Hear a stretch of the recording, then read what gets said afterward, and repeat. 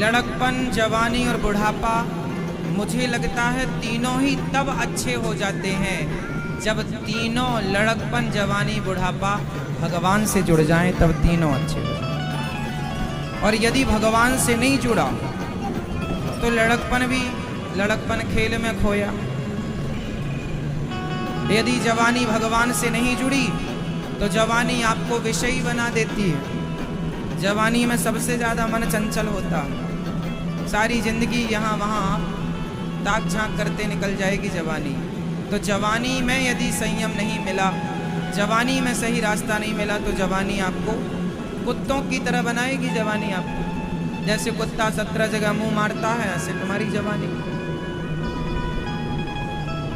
रहा बुढ़ापा, यदि बुढ़ापा भी, लड़कपन, जवानी, बुढ़ापा तीनों यदि भगवान से जुड़ गए तो तीनों अच्छे, और नहीं जुड़े तो तीनों व्यर्थ, तीनों व्यर्थ। लड़कपन, जिस लड़कपन में आपने भगवान की कथाएं ना सुनी हो, जिस लड़कपन में आपने संस्कार ना पाए, सही राह ना पकड़ी लड़कपन में, तो वो लड़कपन क्या। और जिस जवानी में आपने सही राह पर ना चले हो, समाज की सेवा ना किए हो, देश की सेवा ना की हो, किसी की भलाई शरीर से ना हुई हो, तो फिर जवानी का मतलब क्या?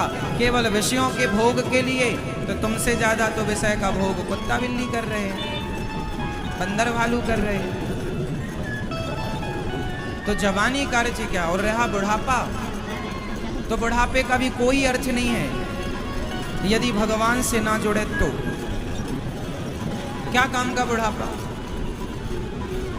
लड़कपन खेल में खोया, जवानी नींद भर सोया, बुढ़ापा देख कर रोया। क्या करेंगे बुढ़ापे का?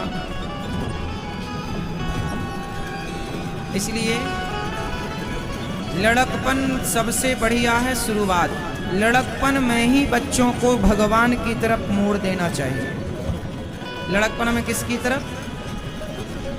यदि आपका लड़कपन सही गुजरा तो जवानी में संस्कार लड़कपन वाले रहेंगे, और जवानी सही गुजरी तो बुढ़ापा सही है। जवानी बिगड़ी तो बुढ़ापा बिगड़ता। जो आदमी जवानी में मेहनत नहीं करता, जवानी में काम नहीं करता, उसे बुढ़ापे में काम करना पड़ता। जवानी मिली है, पैसा कमाओ, पर पैसा भी धर्म से कमाना, मीन्स सही काम करके कमाना। और वो तब आएगा जब आपके हृदय में आध्यात्म होगा, धर्म होगा, तो ईमानदारी से पैसा कमाएंगे। वरना जैसा मिले चोरी बेईमानी, लोग तो मर्डर करके भी पैसा कमा रहे हैं। आजकल तो मर्डर की सुपारी ली जाती है समान संसार में। तो पैसा तो आदमी कमा ही रहा है, लेकिन ईमानदारी का पैसा होना चाहिए हमारे पास, मेहनत का हो, और उस पैसे से हम प्रसन्न रहें। ये तब पॉसिबल है जब आपके अंदर बढ़िया संस्कार हो।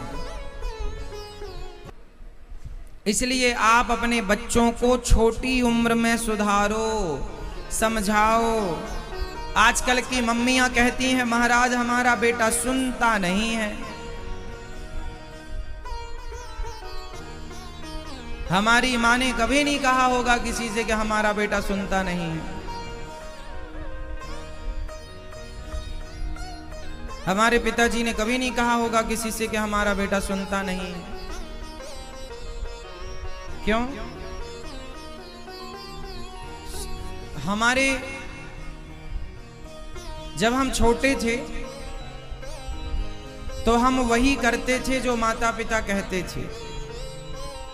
पहले के जमाने में ना बड़ों की आज्ञा बहुत अच्छे से मानी जाती थी। आजकल के बच्चे मनमुखी हो रहे हैं। पहले के जब हमारी पीढ़ी थी तब हम मनमुखी नहीं थे। हमारा बेटा सुनता नहीं है, ऐसे सवाल पहले नहीं थे। पहले की मम्मियां 2-4 जमाती रहती थी, सुनता नहीं है, ले बत्ती, सो लो मेरी माँ, सो जाओ। अच्छी लगी ना हवा?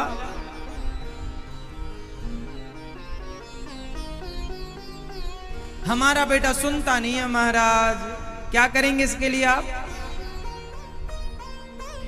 बच्चों को थोड़ा सा प्यार करो। कब तक प्यार करना चाहिए बच्चों को?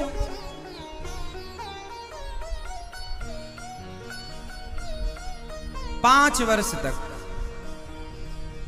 लाड़येत पंचवर्षाणि। लाड़ प्यार बच्चों से कब तक करो? 5 साल की उम्र तक। बच्चे 5 साल के हैं, खूब लाड़ प्यार करो। 6 साल के हैं, खूब लाड़ प्यार करो। पर 5 साल से ऊपर हो रहे हैं तो ताड़येत, थोड़ा सा देखते रहो। बच्चों को थोड़ा देखो क्या कर रहे हैं। गलती करें तो थोड़ा सा दंड देना जरूरी है। जरूरत से ज्यादा नहीं, पर थोड़ा थोड़ा भय जरूरी है। थोड़ा सा प्यार किया, अब थोड़ा सा गलती करने पर दंड। यदि बच्चे गलती करेंगे और आपने उन्हें दंडित नहीं किया तो बच्चे कल भी गलती करेंगे, इसलिए कि कोई फर्क तो पड़ा नहीं मां को पिता को। वही गलती तीसरी बार करेंगे, इसलिए थोड़ा सा दंड। आप लोग बच्चों को दंड देते हैं कि नहीं? कितने लोग आप में से बच्चों को दंड देते हैं गलती करने पर? ज्यादा नहीं, मारना नहीं है बहुत ज्यादा, पर थोड़ा सा भय जरूरी है। थोड़ा सा, बच्चे हैं ना, छोटे हैं ना, थोड़ा सा नहीं करेंगे तो वो कल गलती पे गलती, गलती पे गलती। भय जरूरी है। जलधि विनय न मानत जलधि जड़ गए 3 दिन बीत, बोले राम सकोप तब भय बिन हो ही न प्रीत। बिना भय के काम नहीं होता। आप फैक्ट्री लगाओ और फैक्ट्री में आप मजदूरों को आजाद छोड़ दो कि काम करना है करो, नहीं करना ना करो, बर्बाद हो जाओगे आप। भय जरूरी है। गलती करने वाले को पनिश जरूरी है। एक गलती करेगा और आपने उसे दंडित किया तो 4 लोग अपने आप ठीक हो जाएंगे कि यार हम करेंगे तो हमें भी मिलेगा, और आपने नहीं किया तो एक की गलती 10 को बिगाड़ेगी। अरे क्या हुआ था उसका? कुछ नहीं हुआ, हम भी करो। हमारे देश में बलात्कार जानते हैं क्यों होते हैं? क्योंकि बलात्कारियों को सजा नहीं मिलती। इनको यदि चौराहे में खड़े करके लाइव टीवी पर प्रोग्राम चलाया जाए, इनके चौराहे पर फांसी पर लटकाया जाए, पूरी दुनिया देखे तो लाखों लोग डर जाएंगे कि नहीं जी ऐसा नहीं करना वरना हमारे साथ ऐसा होगा। चौराहे पर खड़े करके फांसी होनी चाहिए। चोरी करने वाले के चौराहे में खड़े करके हाथ काटे जाने चाहिए। वो हाथ कटा आदमी जहां जहां जाएगा लोग समझ लेंगे चोरी की है। आदमी सोना पड़ा होगा, क्या मजाल, पहले के जमाने का शासन मस्त था, राजाओं का न्याय प्रणाली अच्छी थी, इतना लेजी काम नहीं था, तुरंत न्याय होता था, बलात्कार होते ही नहीं थे, न्याय मिलता था।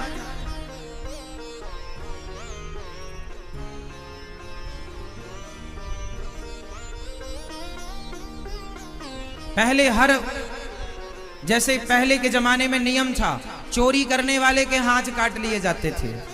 चोरी करने वाले के क्या काटे जाते थे? जोर से। और आजकल चोरी, मोबाइल चोर, चैन चोरी वाले को आप पुलिस के पास ले जाओ, पुलिस छोड़ देती है। वृंदावन में हजारों मोबाइल रोज चोरी होते हैं, हजारों मोबाइल। और भारत के पूरे देश की मैं बात करूं तो लाखों लोगों का रोज नुकसान होता। किसी की चैन चोरी हो गई, किसी का मोबाइल, किसी का पर्स चोरी हो गया। अच्छा, पुलिस को सब पता होता है कौन चोर है,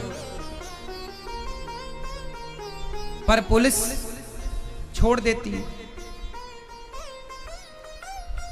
सामने वाले ने कितनी मेहनत करके मोबाइल लिया, कितना उसमें डेटा था, कितने चीजें उसमें सेव करता है। आज के जमाने में बैंकिंग होती है मोबाइल में, सब चीजें होती हैं, पर चोर चुरा लेते हैं और पुलिस चोरों को छोड़ देती है।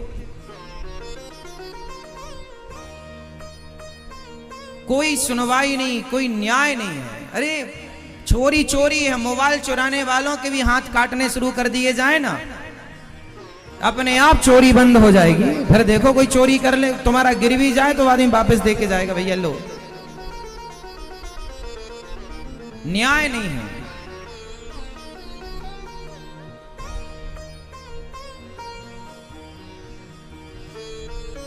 इसलिए